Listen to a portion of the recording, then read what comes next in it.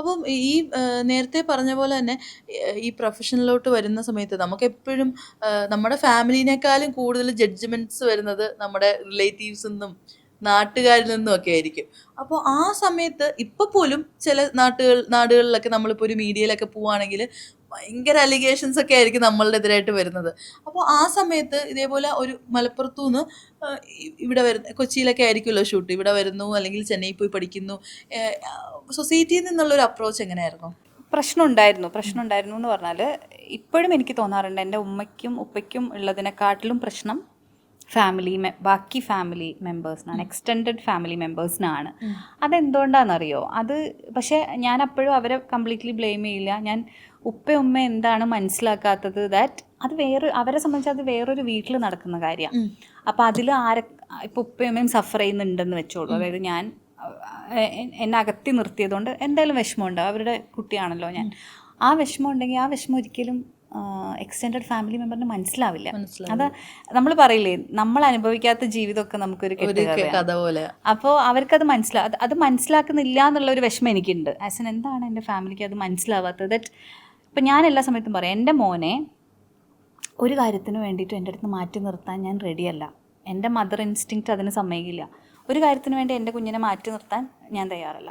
അപ്പോൾ family members, എനിക്ക് ഓർമ്മയുണ്ട്, ഞാൻ വെറുതെ ഭാര്യയിലാണെന്ന് തോന്നുന്നു ഒരു ഹോർഡിങ് വന്നിട്ടുണ്ടായിരുന്നു. അപ്പോൾ അതിൽ ഞാനാണ് ഒരു സാരി ഉടുത്തിട്ട് പൊട്ട് തൊട്ടിട്ടുണ്ടായിരുന്നു. വേറെയും 2 പേരുണ്ടായിരുന്നു. അപ്പോൾ അതിങ്ങനെ ഒരു പല സാധനങ്ങളായതുകൊണ്ട് നമ്മളൊരു ഹോർഡിങ്ങിന് വേണ്ടി അപ്പോൾ നമ്മൾ ചെല്ലുന്നു, നമുക്കൊരു കോസ്റ്റ്യൂം അവരെടുത്ത് വെച്ചിട്ടുണ്ട്. നമ്മൾ കോസ്റ്റ്യൂം വളരെ പ്രൊഫഷണലായിട്ട് നമ്മൾ കോസ്റ്റ്യൂം ഇട്ട് ഇതൊക്കെ ഇട്ട് ഫോട്ടോഷൂട്ടൊക്കെ കഴിഞ്ഞ് ഇത് എയർപോർട്ടിൻ്റെ അവിടെ ഒരു വലിയ ഹോർഡിങ് വന്നു അന്ന്. നമ്മുടെ അവിടുന്ന് കാലിക്കറ്റ് പോകുന്നു. അപ്പം നമ്മുടെ നാട്ടിൽ ഇപ്പോൾ ആൾക്കാർ ഇങ്ങനെ പോകാൻ വരികയൊക്കെ ചെയ്യുന്നതാണല്ലോ. അപ്പോൾ ഒരു ദിവസം അപ്പുറത്തെ വീട്ടിലൊരു ചേട്ടൻ വന്നിട്ട് ഉപ്പയുടെ അടുത്ത് ഇങ്ങനെ സംസാരിക്കുകയാണ്.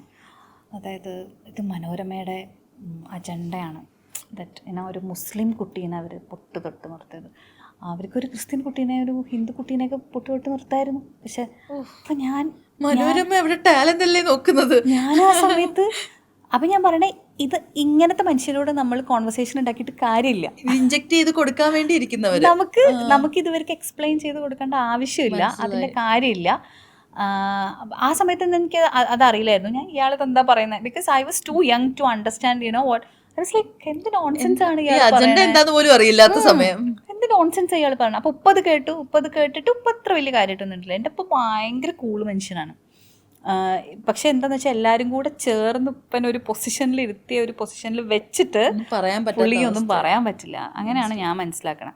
അപ്പോൾ അതുകൊണ്ട് തന്നെ ഈ ഫാമിലി മെമ്പേഴ്സ് ഞാൻ എപ്പോഴും വിചാരിക്കും, നമ്മൾ പറയല്ലോ ഒരു കോൺവെർസേഷൻ ഉണ്ടാക്കിയിട്ടൊരു കാര്യമില്ലെങ്കിൽ കോൺവെർസേഷൻ ഉണ്ടാക്കാതിരിക്കുകയാണ് നല്ലത്. അതെ.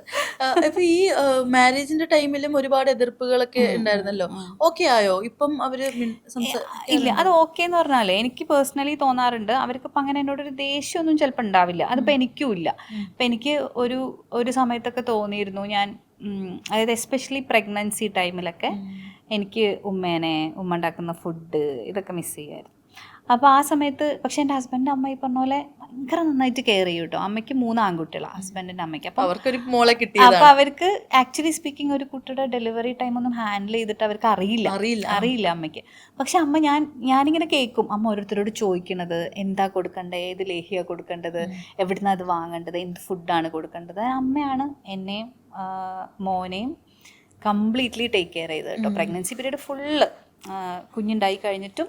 ഒരു പക്ഷേ ഇപ്പോഴും മോൻ്റെ കാര്യത്തിൽ അവനൊരു 2 years ഒക്കെ ആവുന്നവരെ നവധാന്യം എന്ന് പറഞ്ഞിട്ടൊരു സാധനം ഉണ്ടായിരുന്നു. മനസ്സിലായി. ഇത് ഉണ്ടാക്കുന്ന ഇച്ചിരി ടഫാണ്. നമ്മൾ ഈ നട്ട്സ് ഒക്കെ കൊണ്ടുവന്ന് ഇതൊക്കെ ഉണക്കി ഒക്കെ ആക്കി പൊടിച്ച് ഒക്കെയാണ് ഇത് തരിക. അത് അവനൊരു 2-2.5 വയസ്സാവുന്നവരെ അമ്മ സ്ഥിരമായിട്ട് നമ്മൾ ചെല്ലുമ്പം തന്നു വിടുവായിരുന്നു. വീട്ടിൽ തന്നെ പൊടിച്ച് ആക്കി വീട്ടിൽ തന്നെ പാലിൽ നിന്ന് നെയ്യ് ഉണ്ടാക്കി അതൊക്കെ തന്നു വിടുമായിരുന്നു. ഇപ്പോഴും നമ്മൾ പോകുന്ന സമയത്ത് അമ്മ ഇങ്ങനെ അവൻ്റെ സാധനങ്ങൾ ഇങ്ങനെ മാറ്റി വെച്ചിട്ടുണ്ടാവും. അങ്ങനത്തെ ഒരു അമ്മയാണ്. അപ്പോൾ it is very unfair to say that എനിക്ക് അപ്പോഴും അമ്മയുടെ ഫുഡ് മിസ് ചെയ്യണ്ടായിരുന്നു, ഉമ്മയുടെ ഫുഡ് മിസ് ചെയ്യണ്ടായിരുന്നു. അമ്മ അതേപോലെ എന്താ പറയുക, എനിക്ക് ആ സമയത്ത് എനിക്ക് മുമ്പ് ഇഷ്ടമുള്ള പല സാധനങ്ങളും ഇഷ്ടമല്ല, അങ്ങനെയൊക്കെ ഉണ്ടാവുമല്ലോ നമുക്ക്. അപ്പോൾ ആ സമയത്ത് അമ്മ ഉണ്ടാക്കുന്ന ഒരു പർട്ടിക്കുലർ മീൻകറി എനിക്ക് ഇഷ്ടമായിരുന്നു. അപ്പോൾ ഞാൻ ചെല്ലാണെന്ന് അറിയുമ്പോൾ അമ്മ അത് ഉണ്ടാക്കി വയ്ക്കുകയാണ്. അത്രയും കെയർ ചെയ്യുന്ന അമ്മയാണ്. ബട്ട് സ്റ്റിൽ എനിക്ക് ഉമ്മ ഉണ്ടാക്കുന്ന സാധനങ്ങൾ, എൻ്റെ വീട്, അതൊക്കെ എനിക്ക് മിസ് ചെയ്യാം. എനിക്ക് എല്ലാ സമയത്തും തോന്നും ഒരു പക്ഷേ പാർട്ട്ണർ ഉണ്ടെങ്കിൽ പോലും ആ സമയത്ത് നമ്മുടെ അമ്മ എന്നുള്ളത് നമുക്കൊരു ഇമ്പോർട്ടൻ്റ് ആയിട്ടുള്ളൊരു സാധനമാണ്. സാധനമാണ്. അപ്പോൾ ആ സമയത്തൊക്കെ ഇങ്ങനെ എന്താണ് ഇവർ ഒന്നും അന്വേഷിക്കാത്ത, എന്താ അറിയാത്ത. ഇന്നിപ്പം നമുക്ക് സ്റ്റോറി ഇൻസ്റ്റഗ്രാമൊക്കെ കുറച്ചും കൂടെ ഉണ്ട്. അപ്പം സ്റ്റോക്കെങ്കിലും ചെയ്യാം. ചെയ്യാം. അന്ന് അങ്ങനത്തെ ഒരു പോസിബിലിറ്റി ഇല്ല. അപ്പം അന്ന് എനിക്ക് വിഷമം വരികയൊക്കെ ചെയ്യായിരുന്നു. പക്ഷെ ഞാൻ സ്പിരിച്വലി കുറച്ചും കൂടെ ഒരു ബെറ്റർ പൊസിഷനിലെത്തിയപ്പോൾ ഞാനൊരു ഹെയ്റ്റും ഹോൾഡ് ചെയ്യണില്ല. ഞാൻ കംപ്ലീറ്റ്ലി ഐ ക്യാൻ അണ്ടർസ്റ്റാൻഡ്. അതെല്ലാ സമയത്തും എനിക്ക് മനസ്സിലാവും കേട്ടോ. അവർ സൊസൈറ്റിയിൽ എന്ത് പൊസിഷനിലാണ് നിൽക്കുന്നത്, അവരെന്തുകൊണ്ടാണ് ഇങ്ങനെ ബിഹേവ് ചെയ്യുന്നത്, അതൊക്കെ എനിക്ക് മനസ്സിലാവും. Yes, I understand. അത് കുഴപ്പമൊന്നുമില്ല. പക്ഷെ ഞാൻ ഒരിക്കലും എനിക്ക് അവരുടെ കൂടെ ഫാമിലിയിൽ ജോയിൻ ചെയ്യണം എന്ന് പറയുന്നില്ല. പക്ഷെ ഞാൻ ആസ് എ ഡോട്ടർ എനിക്ക് ചെയ്യാൻ പറ്റുന്ന കാര്യങ്ങളുണ്ടല്ലോ. ദേ ആർ ഓൾസോ ഏജിങ് അല്ലേ. അപ്പം അവർക്ക് ഒരു കാര്യം എന്നെ കൊണ്ട് ചെയ്തു കൊടുക്കാനും എനിക്ക് പറ്റുന്നില്ല. ഈവൻ ഇഫ് അത് മാത്രമാണ് എന്നെ ഡിസ്റ്റർബ് ചെയ്യുന്നൊരു കാര്യം. അതർവൈസ് അവരെന്തുകൊണ്ട് ഇത് ചെയ്യണു എന്നുള്ളത് എനിക്ക് ഭയങ്കര ക്ലിയർ ആണ്.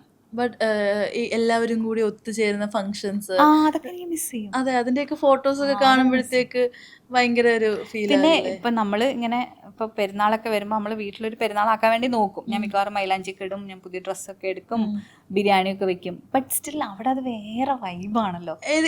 ഏതെങ്കിലും പെരുന്നാളിന് ഇങ്ങനെ വെയിറ്റ് ചെയ്യാറുണ്ടോ? ഇന്നും വിളിക്കും?